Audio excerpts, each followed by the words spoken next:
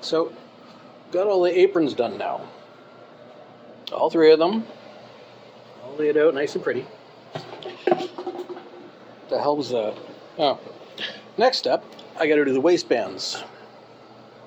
So, there are going to be 6 pieces. At 26 by 5 inches. So, basically strips. I'll come out of the roll.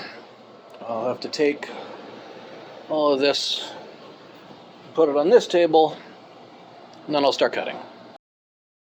This straight, and because we're working with long pieces right now, cutting straight across the entire width, so that all the corduroy lines are going to be vertical on the waistband.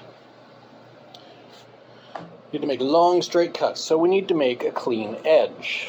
Stuff like that, little cuts and nicks and stuff in it. That's all got to be cut above. So, broke out the big square.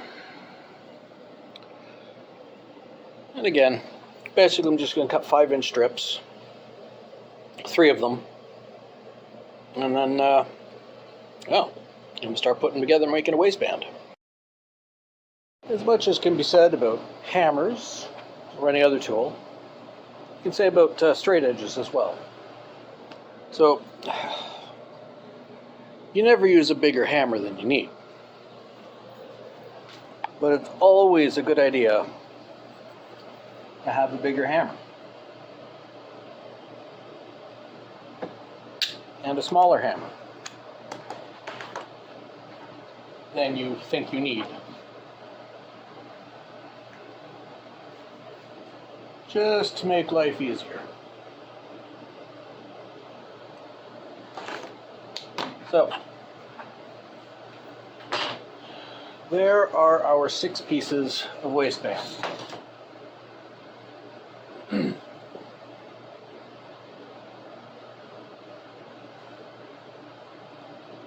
One end is going to be folded over to match up with the edge of the skirt sides on the front, so it'll be folded over like that, 1/2 inch in. Then the center line will be stitched, so it'll be folded this way, like that, and stitched all along the top. The other end, after it's all stitched on and gives us a 2-inch wide waistband, is going to be cut off and serged. So initially we just need to serge 3 sides,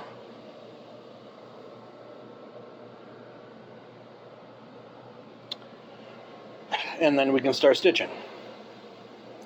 I'll serge those and then I'll show you when I start.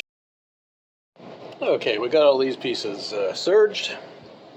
I'll show you how to do a waistband. Just how to set it up.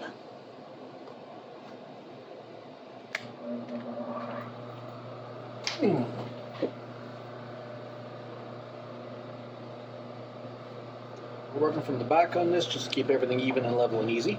And again, as long as you're using the same thread front and back, you can just work from the back to keep hems and such even and level on the bottom end. Might not be an incredibly straight line, but it's mostly going to be hidden, and you only see half of it at a time.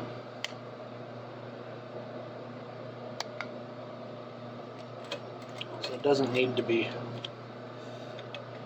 backstitched. It's all going underneath. That part, now we got to do the hard part.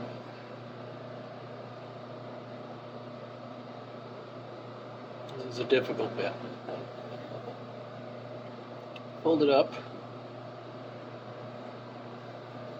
in half. This part we do got a top stitch.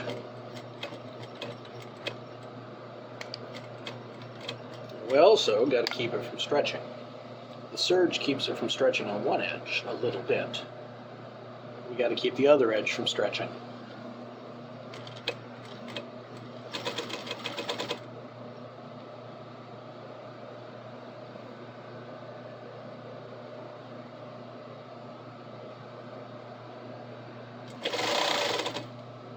We do get a little bit of stretch here and there.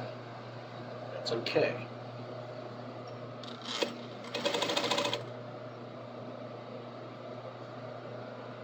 Just keep it as straight as we can. For the most part, it'll come out okay.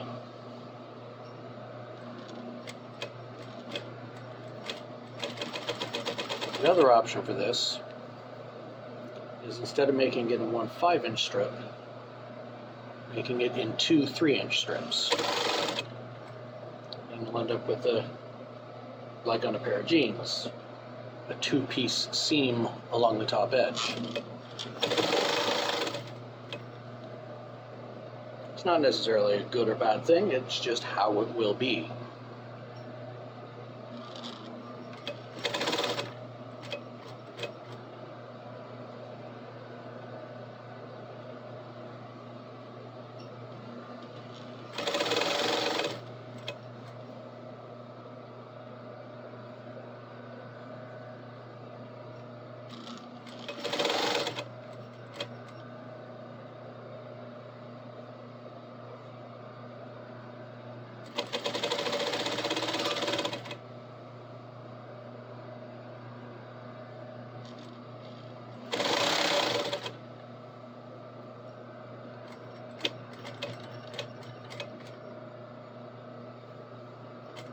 We don't need to do anything on this end as far as back stitching, because it's not going to exist. It's all going to be cut off. It's not going to exist anymore. There you go. A little bit of a wave at the top, not too stretched. Make a bit of a curve to it. But I'll do that 5 more times. And I'll show you attaching them.